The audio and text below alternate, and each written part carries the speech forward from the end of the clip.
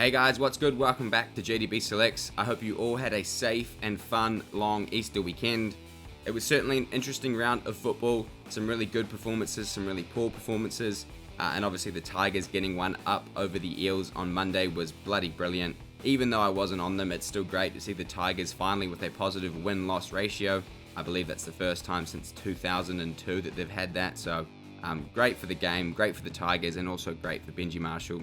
We've got another very interesting week of tips ahead, but before we get stuck into my tips for round 5, let's as always look back at how we did last week. So last week we tipped 4 out of 8 games. I should have known better than to go against the Panthers, who have now won 16 of their last 17 games without Nathan Cleary. Really disappointing result from both the Sea Eagles and the Raiders. They, in my opinion, should have won both of those games. And then obviously the Tigers getting past the Eels, things you love to see, even if you don't tip it. Now, if you don't know by now, we are running a subscribers tipping comp. All the details to join are in the video description below. We've got 3 great prizes this year, including grand final tickets, a jersey of your choice, and an NRL shop voucher. It is free to enter too, so if you are keen, get involved now. The sooner the better. And speaking of the tipping comp, we do have a new ladder for the first time in season 2024. Brighton 75 has knocked off Nicky Nick to take top spot. Fatboy Slim though isn't too far behind with just a very inflated margin, and then there isn't really too much between the next 30 odd people, so still very tight at the top.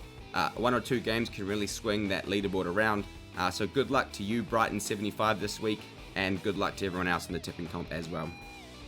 And also just quickly, last week we launched our Discord server. So far we've got nearly 200 members in a week, which is great. Thank you very much to everyone who's already joined. In the Discord, we obviously chat about different sports, but I also give away my personal NRL bets for each game. So far, year to date, we're up 12.5 units. So if you were a $50 unit size, you'd be up $627 right now. Now, it is free to join this Discord, and all my picks are free at this stage. But if you do want to support the channel and support the work that I do, you can become a YouTube member, which does give you exclusive access to a members-only area in the Discord, where you'll get early access and exclusive access to NRL betting tools. But either way, just join the Discord. It is completely free, and I've really enjoyed being able to communicate with you guys a lot more. It's certainly a lot easier than using YouTube comments. So a big thank you to all of our current community members.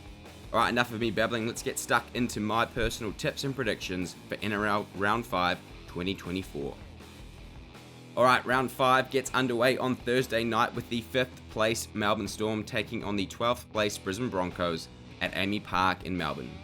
Alright, starting first with the Storm, they will be fresh off a bye this week. However, the week prior were depleted and defeated by the Newcastle Knights 14 points to 12.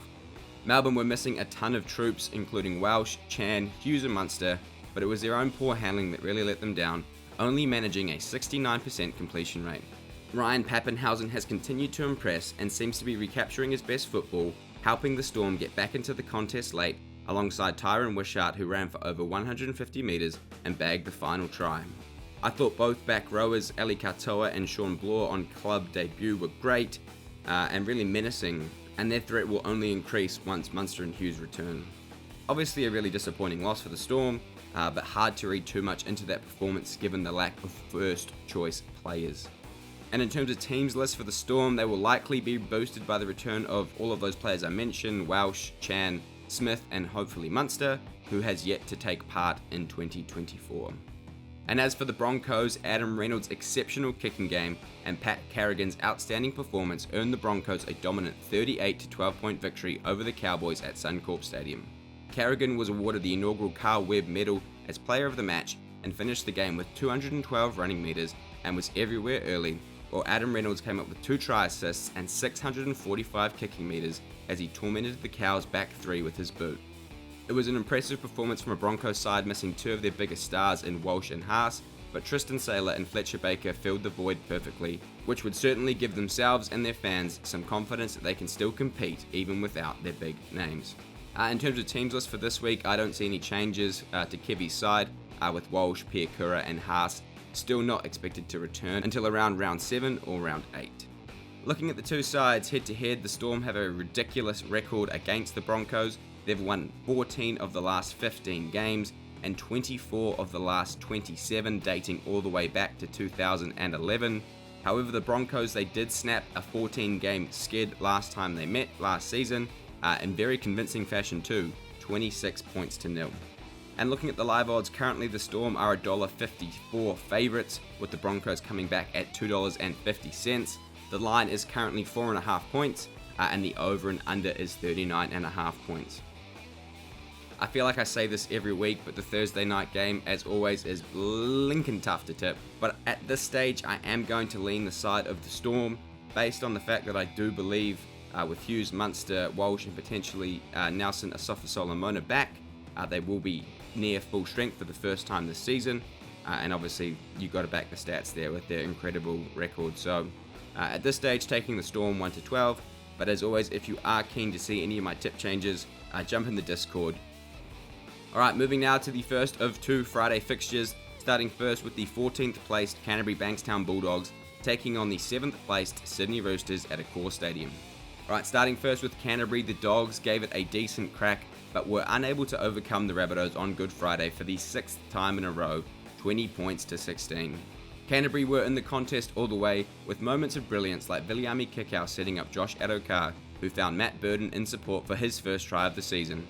A pivotal 40-20 from Matt Burton just before half-time gave the Bulldogs another scoring opportunity, which led to a sensational try by Connor Tracy off a Blake Taaffe chip kick. Losing Adokar on the stroke of half-time forced reshuffles in the second, and Canterbury did continue to show a much improved defensive effort, as they have all season, but once again really lacked that polish in attack, unable to execute or convert their chances into points. In terms of teams list for this one, Josh Adokar's run of bad luck continues, and he will be subject to a minimum 11-day stand-down period. And Jacob Preston is also out for 6 weeks with a fractured jaw following that head clash. Alright, and as for the Roosters, they left it too late against the Cleryless Panthers, coming up short 22 points to 16. The Chooks were camped down their own end for the majority of the first half and were on the wrong end of the possession and field position battle, unable to contain the Panthers' right edge, with errors compounding any pressure and restricting momentum. Outside of a few patches though, I did think the Roosters actually defended pretty well, but they needed more out of their halves Walker and Keary, who were forced to kick deep in their own end and were unable to find the spark the team needed until the final 10 minutes when it was far too late. Standouts for me though were Tyrell May, Joey Manu and Nat Butcher, who made a whopping 65 tackles and only missed 3. Very, very impressive. Despite the loss though, I think the Roosters are still a very much improved side in 2024. Alright, and in terms of teams list for this one, Lindsay Collins will be monitored this week and is a chance to return, while Sandon Smith and Billy Smith both aren't expected to be available this week. Alright, and looking at the two sides head to head, the Roosters have won 9 of the last 10 meetings against the Dogs, and they've also won 4 of the last 5 games at Accor. The Dogs have also only beaten the Roosters 3 times since 2014. The live odds currently have the Bulldogs as big underdogs at $3.35, with the Roosters coming back at $1.33. The line is currently 9.5 points, and the over and under is 41.5 points. I do like the Roosters in this one, so I'm going to take the Roosters by 1 to 12 points. I'm going to give the Dogs a benefit of the doubt because they have shown a much improved defensive resolve. So I do think the Roosters will win, but not by a big margin. The Dogs will certainly miss both Jacob Preston and Adokar on attack, which is something they've already struggled with this year. So I do think the Roosters are morals. Alright, and the final game on Friday has the 15th placed Newcastle Knights taking on the 13th placed St George Illawarra Dragons at McDonald Jones Stadium. Starting first with Newcastle, the Knights were unable to avenge their season-ending loss to the Warriors in 2023, going down across the Tasman 20 points to 12. Newcastle were in the contest for most of that game, but really struggled to threaten the Warriors' line, often putting fairly ordinary kicks in on the 5th tackle that no one could contest. Ponga once again had limited moments to impact the game, but did give his side some hope in the dying stages, laying on a perfectly weighted grubber for Bradman Best to reduce the deficit. It was a really tough game for both sides, and I was pretty impressed with the Knights' defense, to be honest. They could have easily been blown off the park, but they stayed in the fight right until the final whistle, but again lacked that synergy in the halves. And in terms of teams list for Newcastle, both Dane Gagai and Leo Thompson are expected back on deck this week.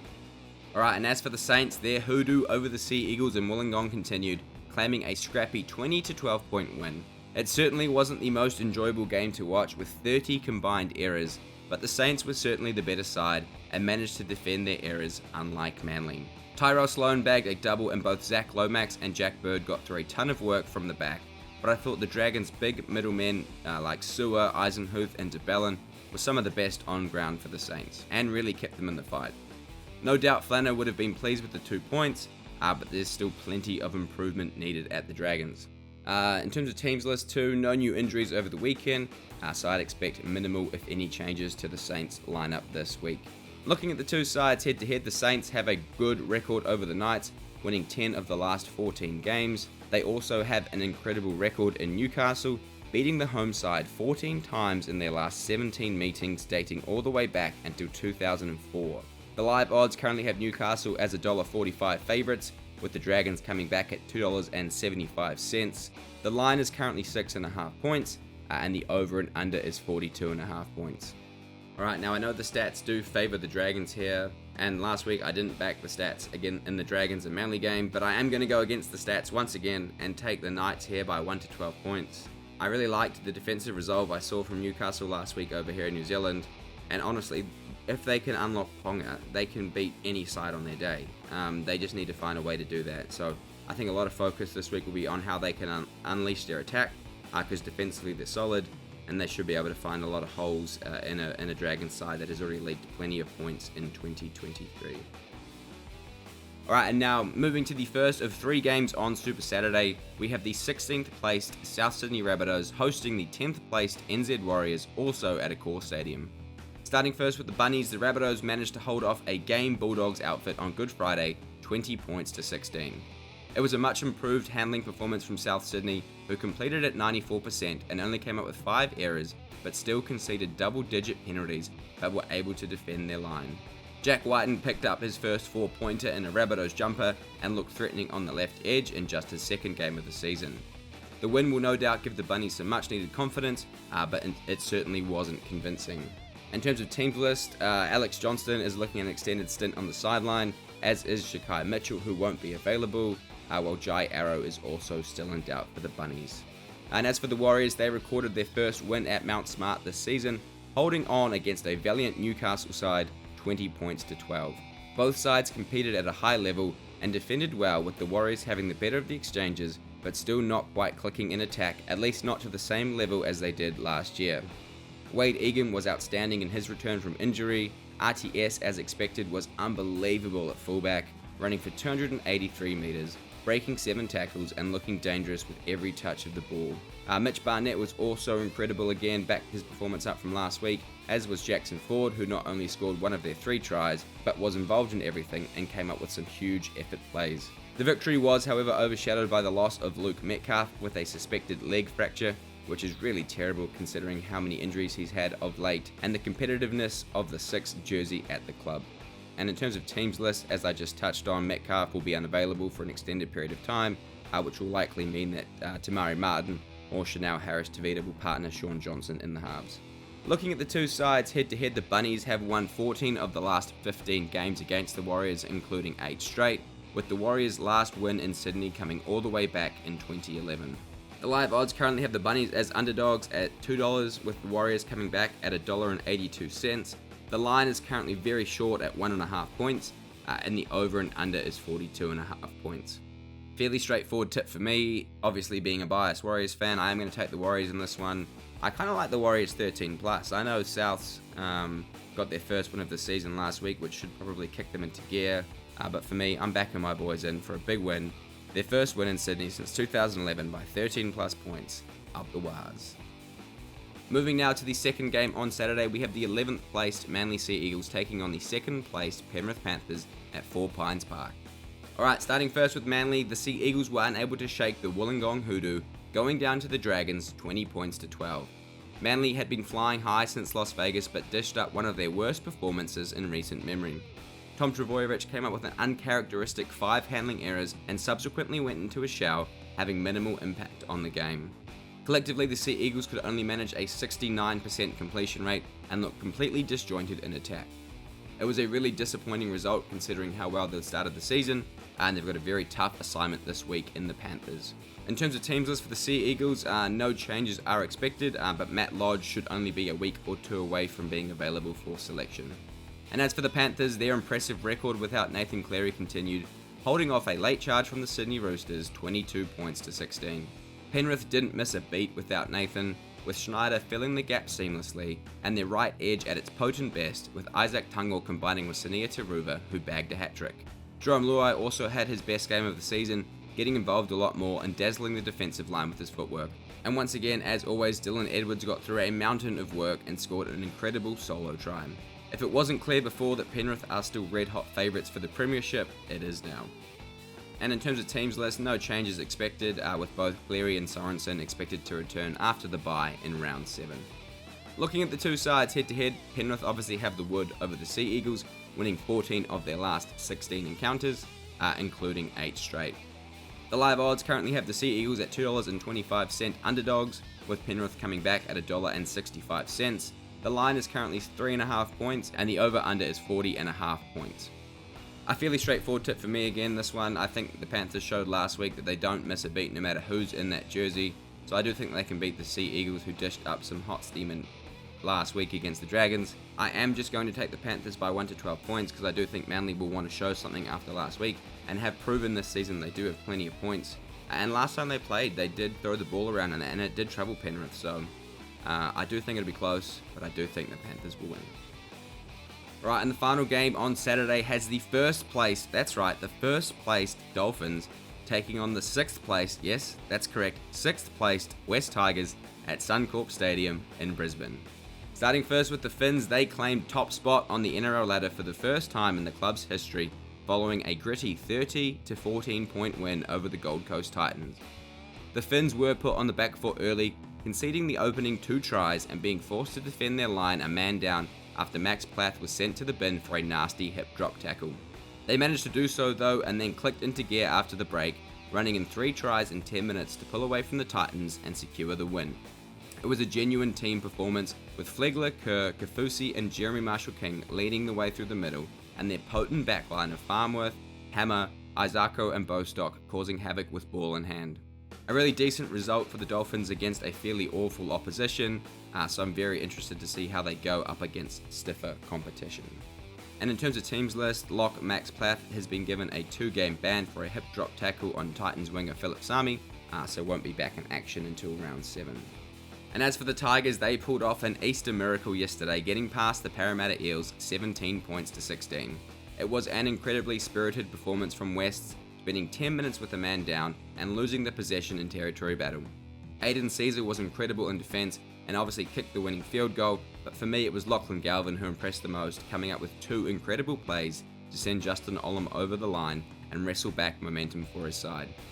And speaking of Olam, I mean, how bloody good is he looking in that Tigers jersey? He's running with that renewed venom, looking to put people in hospital with every run. It is things you love to see in rugby league. But the best part, obviously, for the Tigers was their defence, right? And nowadays, defence is king in the NRL. And if the Tigers can back up that defensive effort week in and week out, it'll go a long way to helping them win more games.